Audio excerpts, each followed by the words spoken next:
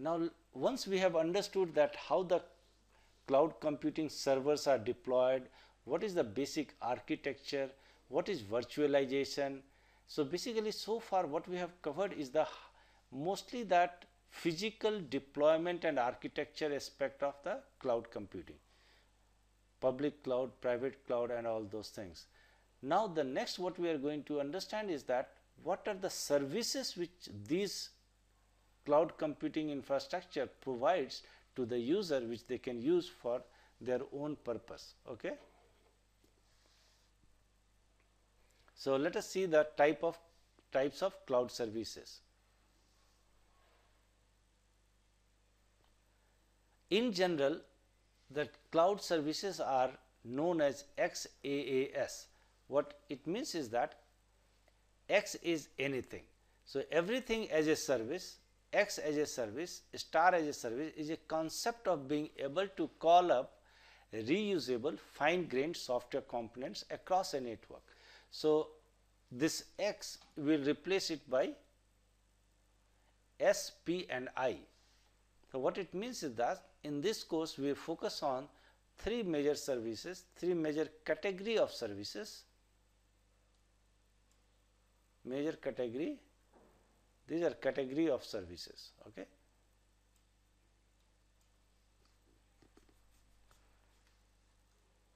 SaaS, PaaS, IaaS. So software as a service, platform as a service, infrastructure as a service. Okay.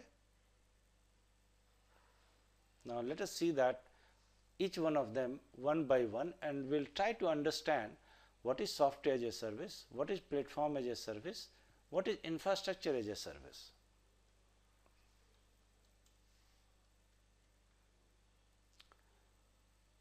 So this is basically the picture of how the various things looks like.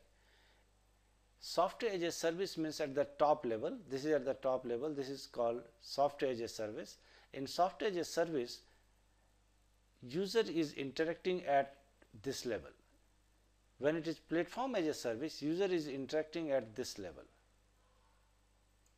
So this is software as a service interaction model, and this is infrastructure as a service. When it is infrastructure as a service, you are interacting with this.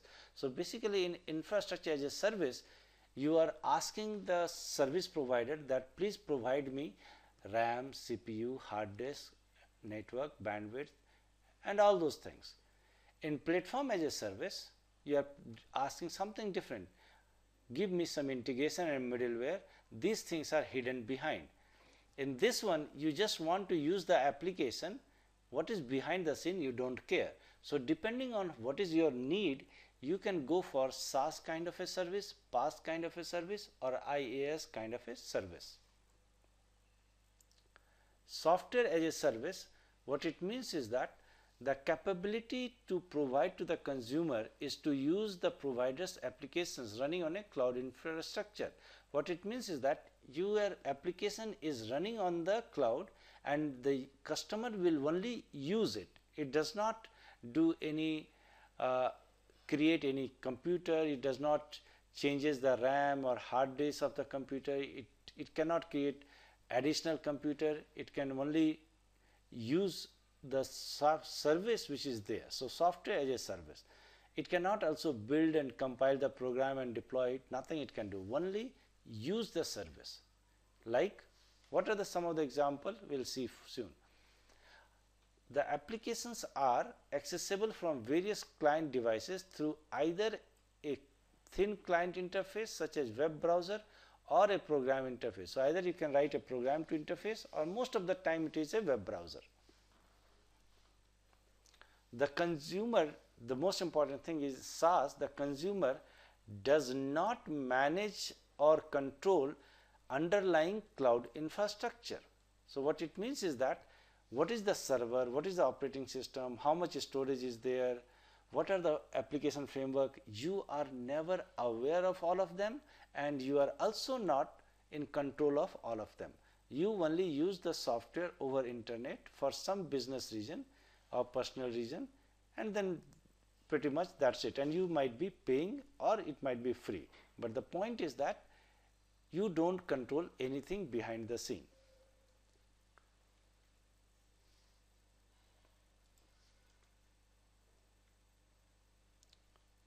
Now, what are some of the example of software as a service provider? Gmail. We use the Gmail. We don't know what is behind the scene, what server, what hardware, what operating system Gmail is running at. Sugar CRM. This is a customer relationship management software which is free and it is hosted in cloud and it is open source.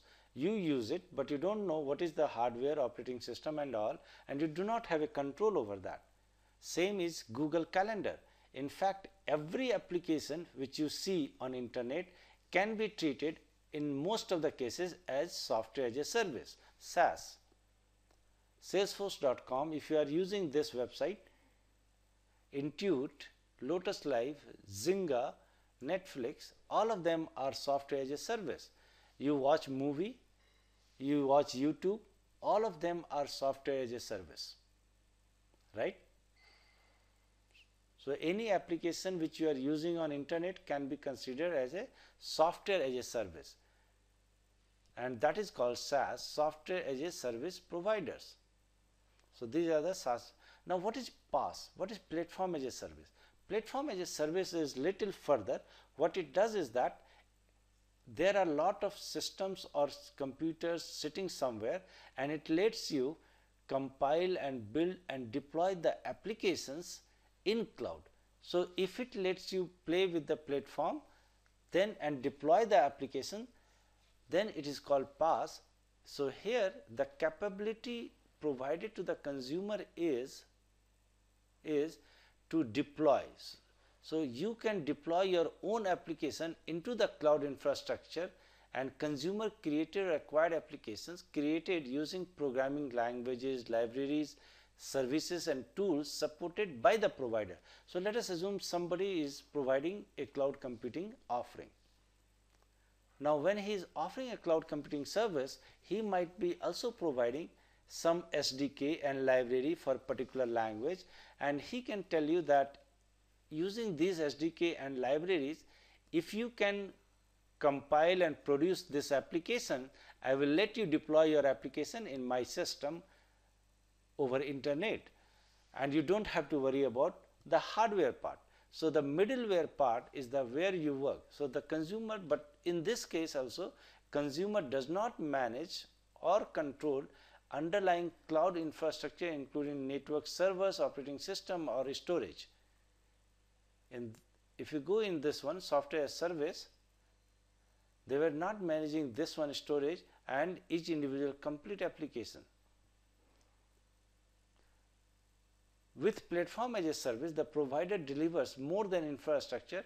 It delivers what you might call a solution stack, an integrated set of software that provides everything a developer needs to build an application for both software development and runtime.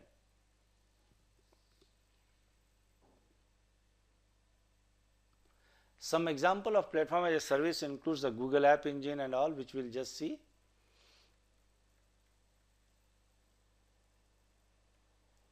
Google App Engine, it lets you deploy any Java J2E application very quickly into Google App Engine, and it can be available for customers, your customers, for usage. So it lets you compile, build and deploy a Java J2E application, web application in Google App Engine. So here you are not just using it, you are deploying your own application. Amazon Web Services provides SimpleDB, SQS and CloudFront.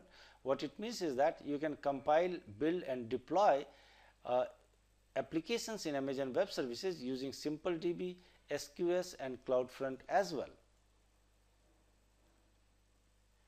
Azure Services Platform also provides a mechanism that you can compile, build and deploy your own application in the cloud using Azure Web Services. This is very important one. So this is, and this one is the most popular in terms of platform as a service provider. So for platform as a service provider, Google and Microsoft are the leading player. Amazon also has it, but Amazon is used for different kind of a service, and we'll see it soon. Force.com, platform as a service. The next one is infrastructure as a service. What it means is that this is the lowest level of the complete stack. What it means is the capability provided to the consumer is to provision processing, storage, network and other fundamental computing resources. So now you can go and ask the cloud computing service provider, hey, give me a CPU, give me a RAM, give me a hard disk, give me an operating system installed in this. So now we are going to take lowest level of services called IaaS, infrastructure as a service. The consumer does not manage or control the underlying cloud infrastructure, but has the control over operating system, has the control over how much storage you want, has a control over how many CPU you want. So all of that control in terms of how much you want to use, how long you want to use, all of that control you have. You do not have a control that you can delete something or remove something, but which one you want to use, which resource, how much, for how many days, complete configuration, what kind of a configuration you want to do, all that hardware level settings and everything, quite a good amount of control you get it. So basically you can tell that I need 5 boxes with this many CPU, with this many RAM, with this many hard disks and all those things. You can also control the firewalls, you can also control the load balancer. You need a load balancer, don't need a load balancer, you need a firewall, you don't need a firewall, how much data traffic you want to allow, what kind of a security you want to put, who can use login, who cannot log in. So quite a good amount of control is given to you in the infrastructure as a service in cloud computing. Now who are the major companies who provide infrastructure as a service in cloud computing? The leading player is number 1 in this is Amazon. So they are the number 1 right now. Okay. The other one which are coming up is Bitkasha. It is very upgrowing and promising company, and Rackspace provides lot of solutions related to infrastructure as a service provider. VMware also provides vCloud as an infrastructure service and IBM Smart Cloud, but majority is done by Amazon itself. So this is the biggest player in infrastructure as a service provider in the cloud computing. It is way ahead of everybody else. There is nobody close to it. Now in this business, recently Google has also started. So Google computing is also in the infrastructure as a service provider, but it is just newly launched. So GoGrip is another one. Now how do you compare these 3 different kind of services or categories, SaaS, PaaS and IaaS? Comparison is that basically it is how much control you get it. In the SaaS model, this is SaaS,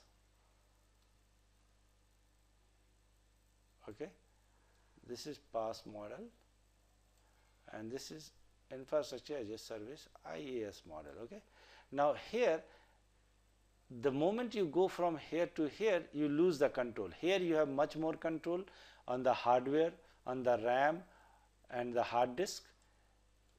You have a much control. Here you have a control in terms of you can compile and build your application and deploy, but you do not have a control on this hardware part. Here you don't have a control on anything, you can only use it. So this is only for usage purpose. You do not have any control on any infrastructure in this one. Okay. So this is only for usage purpose. Now this one is more structured. You don't have to spend any time and energy. This is less structured because you have to think about what is the operating system, how much RAM, how much hard disk, how much bandwidth, how many days you need it, all those things. Slowly you go, it becomes more structured, but at the same time less control on the whole infrastructure itself. So the difference between SaaS, PaaS and IaaS is how much control you need and for what purpose. Now we will talk about cloud computing security in the next session.